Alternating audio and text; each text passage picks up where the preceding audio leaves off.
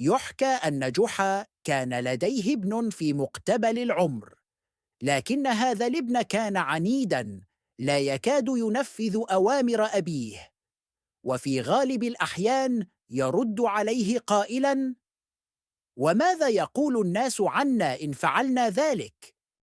وأراد جحا أن يلقنه درساً ينفعه، ويعلمه أن رضاء الناس غاية لا تدرك. وفي صباح يوم مشرق خرج جحا مع ابنه في رحلة إلى سوق البلدة، مصطحبين معهما حماراً. وكان جحا قد خطط لهذه الرحلة جيداً ليجعلها تجربة مفيدة لابنه. في البداية ركب جحا الحمار وجعل ابنه يمشي خلفه على قدميه. سار الاثنان مسافة قصيرة حتى مرا بمجموعة من النساء اللاتي كن جالسات أمام بيوتهن يتبادلن الحديث. ما إن رأت النساء هذا المشهد حتى غضبن وبدأن يتهامسن فيما بينهن، ثم صاحت إحداهن بصوت عال: أما في قلبك رحمة يا رجل؟ تركب أنت وتدع الصبي الضعيف يعدو وراءك. سمع جحا هذا الكلام فالتفت إلى ابنه وقال: هل رأيت يا بني؟ لقد انتقدوني لأنني ركبت وتركتك تمشي، فماذا نفعل الآن؟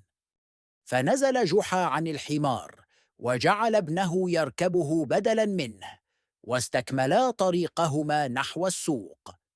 لم تمض فترة طويلة حتى مرا بجماعة من الشيوخ الجالسين في ظل شجرة، يستظلون من حرارة الشمس ويتبادلون أطراف الحديث.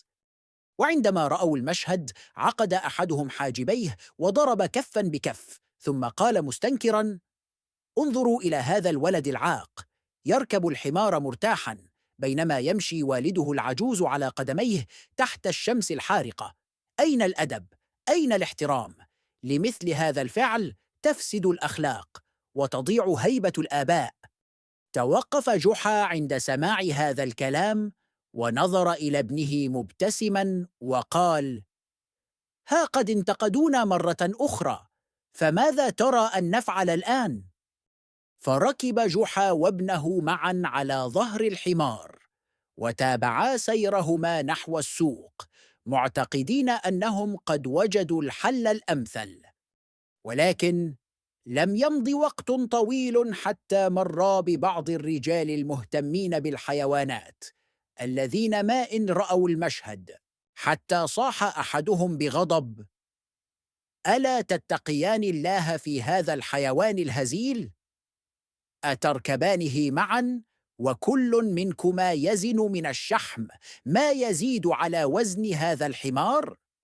تبادل جحا وابنه نظرات التعجب، ثم قال جحا: الآن إن ركب أحدنا انتقد، وإن ركبنا معا انتقدنا، فما الحل يا بني؟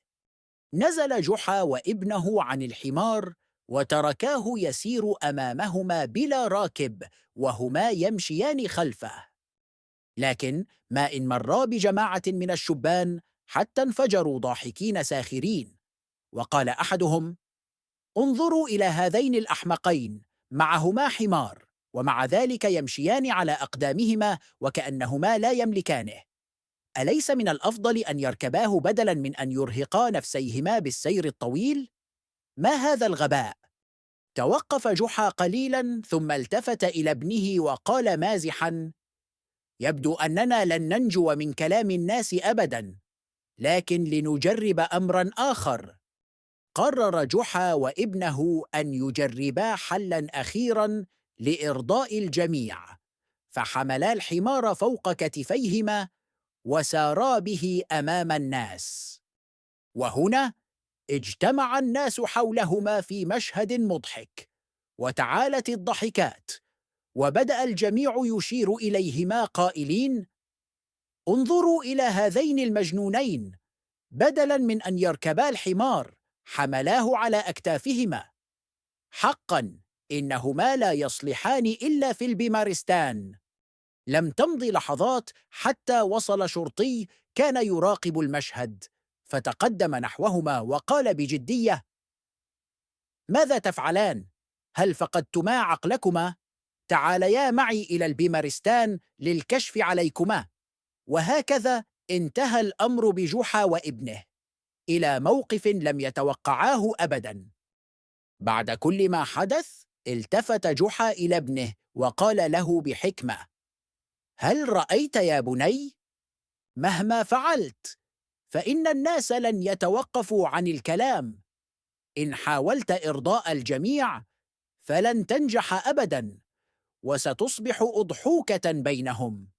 لذا افعل ما تراه صواباً، ولا تهتم لكلام الناس، فإرضاؤهم غاية لا تدرك. ابتسم الابن بعد أن فهم الدرس جيداً وقال: الآن فهمت يا أبي، لن أنشغل بعد اليوم بما يقوله الناس عني، وسأفعل ما أراه صحيحاً. وهكذا عاد جحا وابنه إلى بيتهما، وقد تعلم الابن درساً لن ينساه أبداً. وبهذا تنتهي حكايتنا لهذا اليوم، وإلى اللقاء يا أصدقاء.